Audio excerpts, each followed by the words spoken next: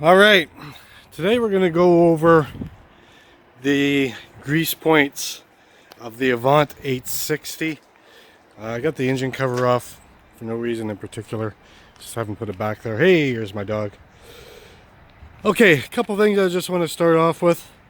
I don't know the proper name for these grease nipples. My dealer, Tim, the salesperson, made sure he went to parts and he got me a special grease nipple. And he even suggested that I just have my own special grease gun just for this machine because it's a different fitting. However, unfortunately, I didn't keep the packaging. It came in. I went through the garbage, which was pretty gross. And I found the packaging for that grease nipple that they were suggesting that it was some kind of proprietary fitting or a European fitting. It was not common. So they've handwritten Avant on it. Made in China, just like everything else.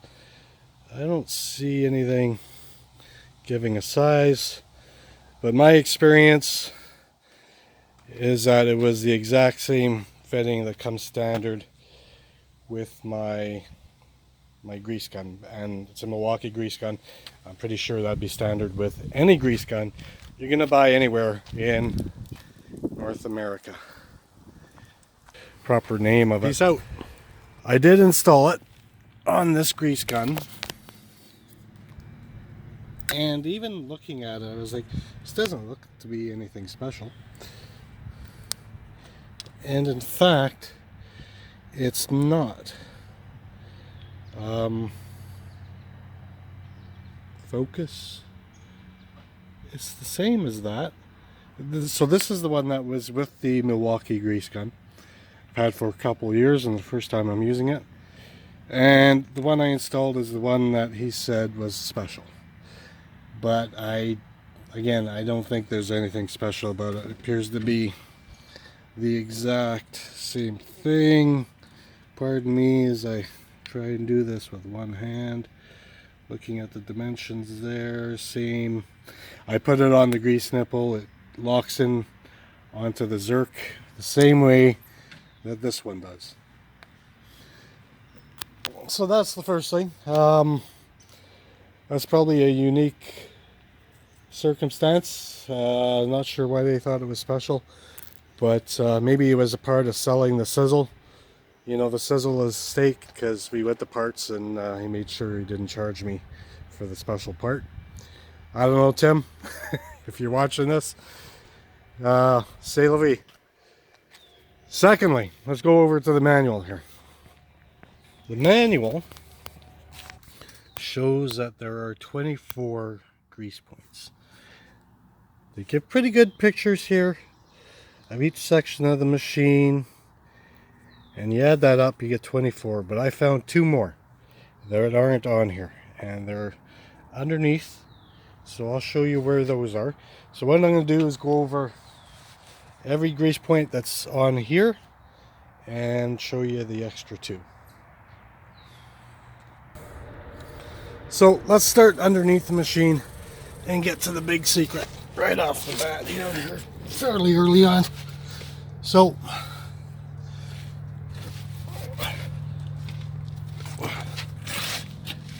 on the left side of the machine, you have the cylinder. There's this one to get on top. And then if you go to the other. So this is what I just showed you on the other side. That's 3 there and 4 there. Again, not on the manual, but these ones are on the manual. All right. So there's 2 Zerks on each of these pivot points. Not sure why the manual is only showing this one, and not that one and that one. All right, so that's 3, 4, 5, and 6. And these number 5 and 6 are easy to get to. This was the hardest one, but like I said, you just had to move the hoses. Again, 3 and 4 aren't on the manual, 5 and 6 are. 1 and 2 on the other side, left side, are on the manual. I'm on the right hand side of the machine now. So we're at 6. Top of the boom. 2 of them there. That's 7 and 8. Now these 2 you have to do with the boom retracted all the way in.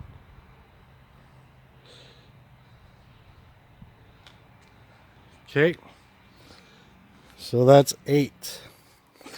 Still on the left side of the machine. You have this one here, it's 9, 10, 11, 12, 13, 14, 15. Okay, now these last 7 I've showed you, they have twins on the other side.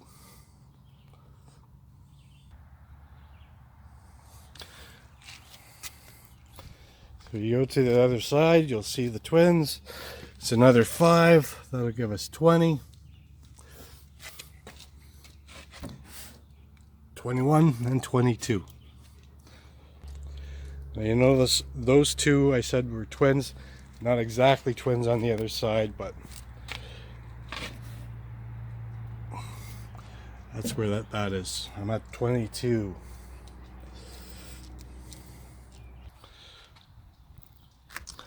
You got the main boom section here. So I'm at 22 nipples. This one here is 23. It's best if you raise the boom to get that one because of the angle. You raise the boom and you'll get a better angle, easier access to it. And then of course on the other side is the other one. So yeah, I went ahead and raised the boom to get to the other one there. Use your safety device to keep the boom up.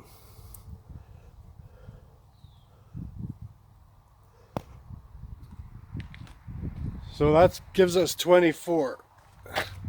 That one there on the boom and on the other side on the main pivot point. Now 2 more. Boom cylinders with it raised, one there and one there. And this one seems odd to me because it's the only one with a cap on it. Why is that?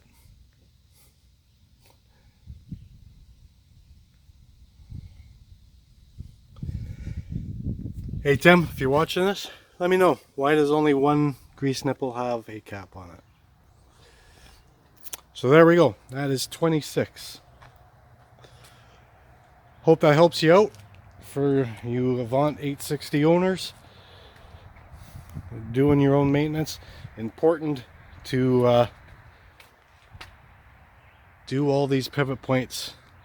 Look after your machine. Really, you can cover those 26 nipples in probably about 10-15 minutes, if that, probably less. And it's nice to have an electric greaser, one-handed operation. Locks right on the nipple. Quick connection. All of them are easy to get to. A flexible hose like that is all you need. You don't need any other special attachments. Thanks for watching. If you like my content, please like and subscribe. I'll be doing a lot with this tractor, I think. Really like the machine. Great machine. The corporate people in North America, pretty awful to deal with. And I guess maybe that goes to Finland too, because they don't seem to care. I guess as long as they're selling their numbers, they're happy. And my salesperson was really good. Thanks, Tim. Quick recap. 6 under the machine. 4 from the right side, 2 from the left side. 4 accessed with the boom up.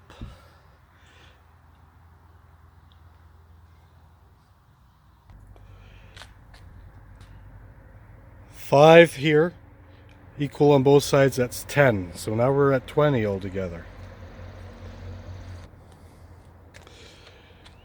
One on each side here is 22, 23, and on that side 24.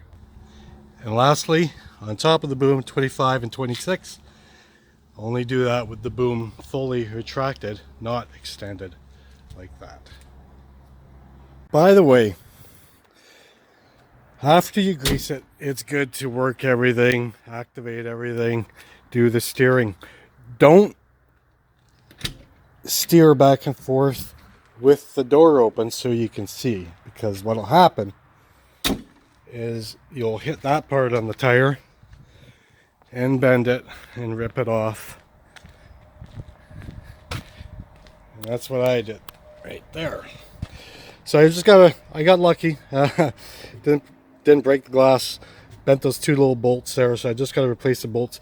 This was bent up, but I don't know what it is. It's a very pliable material. If I didn't know better, I would think it was lead. From my childhood days when I played with lead, it seems to have the same pliability, but it's a rubberized thing, and I put it back on and see it was bent, and I just took a hammer and straightened out where it was not gonna seal against the glass properly once I get a couple bolts to replace that. So word to the wise. It's a nice little place for my cat to run and hide at night if it's trying to evade a predator, I suppose. Boston Mark here with some bonus footage for you.